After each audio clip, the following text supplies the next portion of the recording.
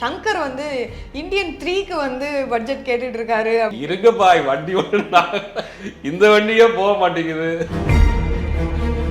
எனக்கு இப்பயும் வந்து நான் கேட்குற பட்ஜெட்டை கொடுங்க, நான் ஹெலிகாப்டரில் தான் படம் எடுப்பேன், யானையை கொண்டு வந்தால் பாட்டு எடுப்பேன்னு சொல்லிட்டு இருக்க முடியாது. பொன்னியின் செல்வன் எம்ஜிஆர் ஆரம்பித்து பண்ண முடியல, பலரும் அந்த படத்தை ஆரம்பித்து பண்ண முடியாமல் ட்ரா பண்ணிட்டாங்க. பெரிய பட்ஜெட்னு அந்த காலத்துலேயே அதை உருவாக்கி கொண்டு வந்து வெளியில் கொண்டு வந்தது லைக்கா தானே. அப்போ அந்த மாதிரியான ஒரு பேஷனாக ஒரு படம் பண்ணணும்னு வந்திருக்க தயாரிப்பாளர்களை காப்பாற்றக்கூடிய வேலைகளை அவங்களுக்கு உதவி செய்யக்கூடிய வேலையை செய்யணும். கேம் சேஞ்சர் படத்துக்கு ஆந்திராவில் ஒரு ஓப்பனிங் இருக்குது. ராம் சரண் இருக்காரு, தில்ராஜோடைய ப்ரொமோஷன்ஸ் பெரிய லெவலில் பண்ணிட்டு இருக்காரு. தமிழை பொறுத்த வரைக்கும் அந்த படம் ஒரு தெலுங்கு படம் தான். இந்தியன் 3 வந்து அடுத்த லைனப்பில் உள்ளது கொஞ்சம் யோசிப்பாங்க. இம்மீடியட்டாக விடாமுயற்சி படம் எப்படி இருக்குங்கிறத வச்சு தான் அடுத்து அவங்களுடைய மூமெண்ட்டே இருக்கும். இருக்கலாமா, திருப்பி லண்டனுக்கே போயிடலாமாங்கிறது. இப்போ வந்து லைக்கா ப்ரொடக்ஷன் பண்ணுற இந்த மாதிரியான விஷயங்கள் வரும்போது இப்போ வந்து சங்கர் வந்து இந்தியன் 3க்கு வந்து பட்ஜெட் கேட்டுட்டு இருக்காரு அப்படிங்கிற மாதிரியான விஷயங்கள்லாம் பேசப்படுது. எந்த அளவுக்கு லைக்கா வந்து அதுக்கு ஒத்துழைப்பாங்க? இருங்கப்பாய் வண்டி இந்த வண்டியே போக மாட்டேங்குது. லைக்காவை பொறுத்த வரைக்கும் ஏகப்பட்ட சிக்கல் இருக்காங்க. பர்சனலாக அவங்க பண்ணக்கூடிய பிஸ்னஸாக இருக்கட்டும், ரியல் எஸ்டேட், அது நிறையா பண்ணுறாங்க. அது ஒரு பிரச்சனை. இந்தியன் 2ல் வந்து ஏகப்பட்ட பிரச்சனை, லால் சலாமு, விடாமுயற்சி, அவங்க எதையுமே இப்போ சிந்திக்க முடியாத அளவுக்கு சிக்கலில் இருக்கிறாங்க. இன்னொரு தகவல் வருது, அதனுடைய சிஓ இருக்கக்கூடிய தமிழ் குமரன் கூட ரிசைன் பண்ண போகிறாரு அப்படிங்கிறாங்க. அப்படிங்கும்போது பல குழப்பங்கள் இருக்காங்க. அதனால் இதெல்லாம் முடித்து கொஞ்சம் ரிலாக்ஸ் ஆன பிறகு தான் அவர் கேட்டிருக்க டிமாண்டுக்கு ஒத்து வருவாங்களான்னு தெரியல. ஆனால் ஒரு ஒரு ஒரு டேரக்டர், ஒரு ப்ரொடியூசர் நம்மளை வச்சு படம் பண்ணிட்டு நஷ்டமாக இருக்கிறாங்க அப்படிங்கிறதை ஒரு டேரக்டர் உணரணும். முதல்ல ஒரு டேரக்டர், ஒரு ஹீரோவும் உணரணும். நம்மளை நம்பி படம் போட்டிருக்க தயாரிப்பாளர் வந்து லாஸ் ஆகிருக்காரு, அவருக்கு நம்மளை ஏதாவது செஞ்சு கை தூக்கி விடணும்னு நினைக்கணும். அந்த காலத்தில் இருக்கிற ஹீரோ அப்படி தான் பண்ணாங்க. விஜயகாந்த்லாம் அப்படி தான் நிறைய பேருக்கு பண்ணியிருக்காரு. அவர் வச்சு ஏதாவது படம் பண்ணி சரியாக போகலன்னா உடனே அவங்களுக்கு டேட் கொடுத்து அந்த தயாரிப்பாளர் லிஃப்ட் பண்ணிட்டு இருக்கிறாரு. சத்யராஜ் பண்ணியிருக்காரு, பிரபு பண்ணியிருக்காரு. அவங்களாம் செட் ஆஃப் ப்ரொடியூசர்ஸ் வச்சுருப்பாங்க. அந்த ப்ரொடியூசர்ஸ்க்கு ஏதாவது சிக்கல்லாம் இவங்க டேட் கொடுத்து படம் பண்ணுங்க, உடனே டெவலப் ஆயிருக்கணும். பாலச்சந்தருக்கு வந்து ரஜினிகாந்த் அவர்கள் அவர் எப்போலாம் அங்கங்கே லேசாக அவருக்கு ஸ்லிப் ஆகிறப்பெல்லாம் தொடர்ந்து டேட் கொடுப்பார். சிக்கலாகிடுச்சா அவர் கேட்க மாட்டார், சார் சிக்கலாக இருக்கு நீங்கள் படம் பண்ணுங்க என்ன வச்சு. அன்றைக்கி இருந்த காலகட்டங்களில் நடிகர்கள் அப்படி இருந்தாங்க. நடிகர்கள் இருந்தாங்க, இயக்குநர்கள் இருந்தாங்க. பாண்டியன் ஒரு படம் பண்ணுறாரு ஏவிஎம்முக்காக, அது எனக்கு சம்பளமே வேணாம், அது ஒரு 50% வந்து நீங்கள் என்னோட ஒர்க் பண்ண டெக்னீஷியன்ஸ்க்கெல்லாம் கொடுத்துருக்கின்றார். அவர் கூட ஒர்க் பண்ண cameraman, makeup man Muthappa, cameraman Vinayagam, editor, அந்த அவங்க கூட ஒர்க் பண்ண நிறையா படங்கள் ஒர்க் பண்ண டெக்னீஷியன்ஸ்க்கெல்லாம் வர்ற என்னோட சம்பளத்தில் பாதி அவங்களுக்கு அப்படி கொடுத்துருங்கன்னு தான் பாண்டியன் படம். ஏவிஎம்ல அவரோட ஒர்க் பண்ண எல்லாத்துக்கும். அப்புறம் ஃப்ரெண்ட்ஸ்க்கெலாம் சேர்ந்து வள்ளின்னு ஒரு படம் பண்ணுறாரு, அதோட எல்லாத்தையும் நீங்கள் எடுத்துக்கங்க அப்படிங்க. அந்த மாதிரி அன்றைக்கி நடிகர்கள் வந்து நடிகர்கள், டைரக்டர், ப்ரொடியூசர்ஸ்லாம் ஒரு ஒன்றா இருந்தாங்க. ஒருத்தர் நஷ்டமா நம்ம வந்து நம்மளும் அதில் ஷேர் பண்ணிக்கிறோம், அவங்களுக்கு ஹெல்ப் பண்ணுவோம். இன்றைக்கி அப்படி இல்லையே. ஒரு ப்ரொடியூசர் வந்தானா அவனை அதோட ஓட விட்டுறணும். அவனை இந்த பக்கமே சினிமாவே வேணாம், சினிமாவே பார்க்க மாட்டேன் அப்படிங்கிற மாதிரி அந்த மாதிரி பண்ணுறாங்க. இந்தியன் 2ங்கிறது ஒரு பெரிய ஒரு படம், வந்து பெரிய இழப்பு. இதுக்கு முன்னாடி ஆரம்பித்த படம், லாக்டவுனுக்கு முன்னாடி ஆரம்பித்த படம், ப்ரொடக்ஷன் டைமே 3 வருஷம். 3 வருஷமாக இன்வெஸ்ட் பண்ண இன்ட்ரெஸ்ட் என்ன ஆகுறது, 3 வருஷமாக அந்த ஆஃபீஸ் ரன் பண்ணியிருப்பாங்க, ஆஃபீஸோட எக்ஸ்பென்சஸ் என்ன ஆகுது, படம் ரிலீஸ் ஆகி படமும் போகல.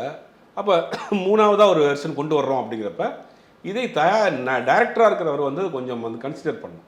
ஒரு தயாரிப்பாளர் நம்மளை வச்சு நஷ்டமாக இருக்கிறாரு, அதை எப்படியாவது காம்பன்சேட் பண்ணி அவரை கொஞ்சம் மேலே ஏற்றி விடுவோம் அப்படிங்கிற ஒரு இதுக்கு எனக்கு இப்பயும் வந்து நான் கேட்குற பட்ஜெட்டை கொடுங்க, நான் ஹெலிகாப்டரில் தான் படம் எடுப்பேன், யானையை கொண்டு வந்தால் பாட்டு எடுப்பேன்னு சொல்லிட்டு இருக்க முடியாது. அது அன்றைக்கி இருந்த டேரக்டர் ப்ரொடியூசர்ஸ்குள்ளே ஒரு அண்டர்ஸ்டாண்டிங் இருந்துச்சு, பண்ணாங்க. ப்ரொடியூசர்ஸை வந்து அன்றைக்கி இயக்குநர்கள் முதலாளி தான் சொன்னாங்க. இன்றைக்கி வரைக்கும் பாரதி ராஜா, ராஜ்கன்வை வந்து முதலாளின்னு தான் சொல்கிறார். இன்னும் எந்த இன்டர்வியூவில் போனாலும் என்னுடைய முதலாளிங்கிறார். முதல் பட வாய்ப்பு கொடுத்த இவ்வளோ பெரிய இயக்குனர் மையம் வந்து தயாரிப்பாளரை முதலாளிங்கிறார். அன்றைக்கி அந்த ஒரு பாண்டிங் இருந்துச்சு, தயாரிப்பாளர், இயக்குநர்கள், இப்போ நடிகர்களுக்குள்ள ஒரு பாண்டிங் இருந்துச்சு. இன்றைக்கி இல்லையே, எல்லாமே இன்றைக்கி கமர்ஷியலாக போயிட்டுருக்கு. அதை இதெல்லாம் யோசித்து லைக்கா மாதிரியான நிறுவனங்களுக்கு, நல்ல நிறுவனம், ஒரு கார்ப்பரேட் நிறுவனங்கள் பெரிய அவர்கள் இன்வெஸ்ட் பண்ணி பண்ணுறாங்க. அவங்க போயிட்டாங்கன்னா லாஸ் தான். அடுத்தடுத்து படங்கள் எடுக்க மாட்டாங்க, அடுத்து டெக்னீஷியன்ஸ்க்கு வேலை கிடைக்காது, பெரிய ப்ராஜெக்ட்ஸ் பண்ண மாட்டாங்க. அவங்க இல்லைன்னா பொன்னியின் செல்வன் வந்திருக்காது. பொன்னியின் செல்வன் மாதிரியான பொன்னியின் செல்வனை எம்ஜிஆர் ஆரம்பித்து பண்ண முடியல, பலரும் அந்த படத்தை ஆரம்பித்து பண்ண முடியாமல் ட்ரா பண்ணிட்டாங்க. பெரிய பட்ஜெட்னு அந்த காலத்துலேயே அதை உருவாக்கி கொண்டு வந்து வெளியில் கொண்டு வந்தது லைக்கா தானே. அப்போ அந்த மாதிரியான ஒரு பேஷனாக ஒரு படம் பண்ணணும்னு வந்திருக்க தயாரிப்பாளர்களை காப்பாற்றக்கூடிய வேலைகளை அவங்களுக்கு உதவி செய்யக்கூடிய வேலையை செய்யணும். மேலும் மேலும் கஷ்டத்தில் இருக்கிறப்ப அவங்கள வந்து இந்த மாதிரியான வேலைகள் செய்யக்கூடாது. செய்கிறாங்க என்னன்னு பார்ப்போம். இப்போ வந்து இந்தியன் 2 ஷங்கருக்கு வந்து எந்த அளவுக்கு பெரிய சறுக்கலை கொடுத்துருக்கு. ஏன்னா இப்போ வந்து கேம் சேஞ்சரும் வந்து அவர் எடுத்துருங்க, அதுக்குமே வந்து ஃபர்ஸ்ட் தில்ராஜ் கிட்ட அவர் சொன்ன அமௌண்ட் வந்து கொஞ்சம் அதிகமாக இருந்தது. ஆனால் அதுக்கப்புறம் வந்து தில்ராஜ் இல்லை இவ்வளோதான் என்னால் முடியும், இதுக்குள்ளே பண்ணுங்க அப்படின்னு வந்து சொன்ன மாதிரியான தகவல்கள்லாம் கூட இருக்கு. முன்னாடி வந்து சங்கர் அவர்கள் பட்ஜெட்னாலே எப்படி இருக்கும் அப்படிங்கிறது எல்லாருக்குமே தெரியும். ப்ரொடியூசர்ஸும் அதுக்கேற்ற மாதிரி தான் வந்து ரெடியாக இருப்பாங்க. இவர் படமா இந்த அளவுக்கு பட்ஜெட் இருக்கும் நம்பியும் கூட வந்துட்டு கொடுக்கலாம். அந்த அளவுக்கு அவரோட படங்கள் தரமானதா இருக்கும், வசூல் ரீதியாகவும் வெற்றி பெறும் அப்படிங்கிறது. ஆனா இந்த இந்தியன் 2க்கு அப்புறமாக சங்கர் எந்த அளவுக்கு அவருடைய கெரியர் மாறி இருக்கு? கேரியர் அவரெல்லாம் மாறல, கேரியரும் மாறல. அடுத்த படத்துக்கு வந்த பிறகுதான் கேரியர் மாறுதா என்னங்கிறது தெரியும். கேம் சேஞ்சர் படத்துக்கு ஆந்திராவில் ஒரு ஓப்பனிங் இருக்கு. ராம் சரண் இருக்காரு, தில்ராஜோடைய ப்ரொமோஷன்ஸ் பெரிய லெவலில் பண்ணிட்டு இருக்காரு. தமிழை பொறுத்த வரைக்கும் அந்த படம் ஒரு தெலுங்கு படம் தான். சங்கர் பண்ணா கூட ஒரு ராம் சரண் நடிக்கக்கூடிய ஒரு தெலுங்கு படம் வருதுங்கிற எதிர்பார்ப்பு தான் இருக்கு. பெருசாக பாட்டு வந்தாலும் பெருசாக ஒன்றும் இல்லை. தெலுங்கில் அந்த படம் வந்து பெரிய எதிர்பார்ப்பு இருக்குது. அந்த படம் ஓடினதுக்கு பிறகு தான், ரிலீஸ் ஆனதுக்கு பிறகு தான் சங்கரனுடைய அடுத்த கட்ட நகர்வு என்னங்கிறது தெரியும். ஏன்னா இப்போ இந்த படத்துக்கு நீங்கள் சொல்கிற எல்லா டிமாண்டும் வச்சிருக்கிறாரு. பட் எல்லாத்தையும் பண்ணிக்கினு ஒரு வழியாக முடிச்சுட்டாங்க. படத்தினுடைய ரிசல்ட் தான் அடுத்து சங்கரனுடைய எதிர்காலத்தை தீர்மானிக்கும்.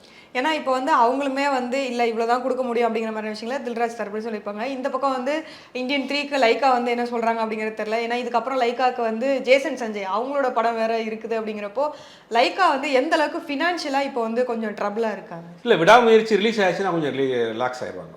ஏன்னா பெரிய அளவில் இன்வெஸ்ட்டு ஆல்ரெடி பண்ண படம் சரியாக போகல. இந்த படம் ஓரளவுக்கு கை கொடுத்துட்டா கூட அவங்க வந்து ரிலாக்ஸ் ஆகிட்டு அடுத்தடுத்த மூவ்மெண்ட்டுக்கு போய்வாங்க. எனக்கு தெரிஞ்ச இந்தியன் 3 வந்து கொஞ்ச நாள் கழிச்சு தான் பண்ணுவாங்க, இப்போதைக்கு பண்ண மாட்டாங்க. இப்போ அடுத்த உள்ள லைனப்பில் உள்ள சின்ன சின்ன படங்கள் பண்ணுவாங்களே வழியே. இந்தியன் 3 வந்து அடுத்த லைனப்பில் உள்ளது கொஞ்சம் யோசிப்பாங்க. இப்போ இம்மீடியட்டாக விடாமுயற்சி படம் எப்படி இருக்குங்கிறத வச்சு தான் அடுத்து அவங்களுடைய மூவ்மெண்ட்டே இருக்கும். இருக்கலாமா, திருப்பி லண்டனுக்கே போயிடலாமாங்கிறது விடாமுயற்சியினுடைய கையில் தான் இருக்குது. 2024 நிறைய படங்கள் வெளிவந்தது. சின்ன பட்ஜெட் மூவியாக இருக்கட்டும், பெரிய பட்ஜெட் மூவிலேருந்து எல்லா படங்களுமே வெளியானது.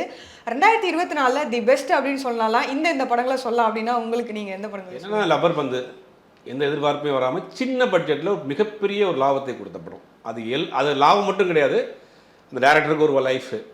எத்தனையோ படம் பண்ணாலும் அட்டகத்தி தினேஷ் கெத்து தினேஷாக மாறினார், அது ஒரு பெரிய விஷயம். ஹரிஷ் கல்யாண் பல வருஷம் போராடிட்டு இருந்தார், அதுதான் வெற்றி. ஒரு படத்தினுடைய வெற்றி எப்படிங்கிறது எல்லாருக்கும் வரணும். எல்லாருக்கும் அந்த படத்தினுடைய வெற்றி வந்து அடுத்த கட்டத்துக்கு நகர்த்திட்டு போகணும்னா ஒரிஜினல் வெற்றி. தயாரிப்பாளருக்கு லாபம், டேரக்டருக்கு அடுத்தடுத்த படம் பெரிய படம் புக் ஆயிடுச்சு, நடித்த எல்லாருக்குமே நல்ல ஒரு பேர். சின்ன பட்ஜெட்டில் பண்ணாங்க, எதிர்பார்ப்பு இல்லாமல் பண்ணாங்க, பெரிய லாபம். எனக்கு தெரிஞ்ச அந்த படம் தான் ஒரு பெரிய எல்லாருக்கும் லைஃப் கொடுத்த படமாக பார்க்குறேன். அடுத்து மகாராஜன் தமிழ் படத்தை உலகளவில் பெரிய லெவலில் கொண்டு போய் மலேசியா, சிங்கப்பூர், சைனா அப்படின்னு பெரிய லெவலில் எதிர்பார்க்காத ஒரு கலெக்ஷன் எங்கெங்க இருந்தோ படம்லாம் வந்துச்சு. அந்த படத்துக்கு சைனாவில் ரிலீஸ் ஆகி படம் கொட்டுது, மலேசியாவில் கொட்டுது, ஜப்பானில் படம் ஓடுது, ஜப்பானில் கூப்பிட்டாங்கிற மாதிரி இருக்குது அந்த படம். ஒரு பெரிய வசூலை கொடுத்த படம் இந்த ரெண்டு படம். அதாவது சின்ன பட்ஜெட்டு, எதிர்பார்ப்பு, ஆர்ப்பாட்டம், பிரம்மாண்டம் எதுவுமே இல்லாமல் அமைதியாக வந்து ஒரு சுனாமியாக அடித்து எல்லாரையும் வந்து மிக மிக உயரத்தில் கொண்டு போன படம் இந்த ரெண்டு படம். அடுத்து அமரன். அமரன் எதிர்பார்ப்பு உள்ள படம் தான். அதுவும் வந்து சிவகார்த்தியினுடைய கேரியர்லேயே சமீபத்தில் சிவகார்த்தியினுடைய மிகப்பெரிய ஒரு ஸ்ட்ரகிளில் இருந்தார். அதற்கு பிறகு இந்த படம் வந்து ராஜ்கமலுக்காக இருக்கட்டும், சிவகார்த்தியின் எல்லாருக்குமே ஒரு பெரிய வசூலையும் பேரையும் கொடுத்த படம். இந்த மூணு படம் வந்து 2024 தயாரிப்பாளர்கள் ஹாப்பியாக இருக்காங்க. தயாரிப்பாளர் மட்டும் டைரக்டரு, அந்த டெக்னீஷியன், ஆக்டர்ஸ் எல்லாருமே ஒரு பெரிய இதை கொடுத்த படம்.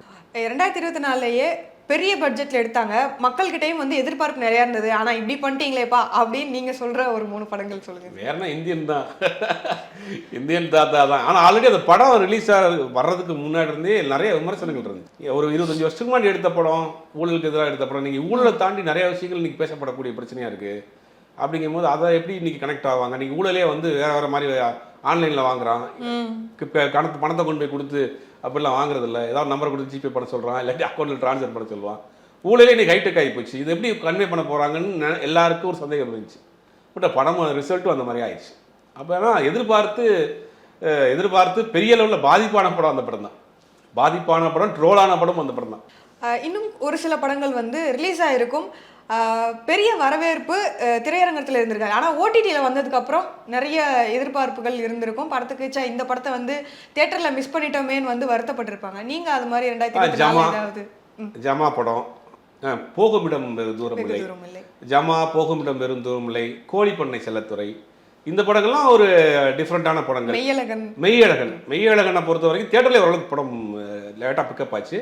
ஓடிடியில் தான் அந்த படம் ரொம்ப கொண்டாடப்பட்டது. ஓடிடி தளம் இருக்கிறது இந்த மாதிரியான படங்களுக்கு ஒரு பெரிய வரப்பிரசாதம் தான். இந்த 4 படமுமே ஓடிடியால் வெளியில் தெரியப்பட்ட படம் தான். மெய்யழகன், புகைப்படம் வெகு தூரமில்லை, கோழிப்பண்ணை செல்லத்துறை, ஜமா, இந்த மாதிரி படங்கள்லாம் வந்து ஓடிடினால தான் படம் வந்து அந்த அந்த அடுத்த கட்டத்துக்கு அந்த டெக்னீஷியனையும் டேரக்டர்ஸையும் கொண்டு போய் சேர்த்த படங்கள்.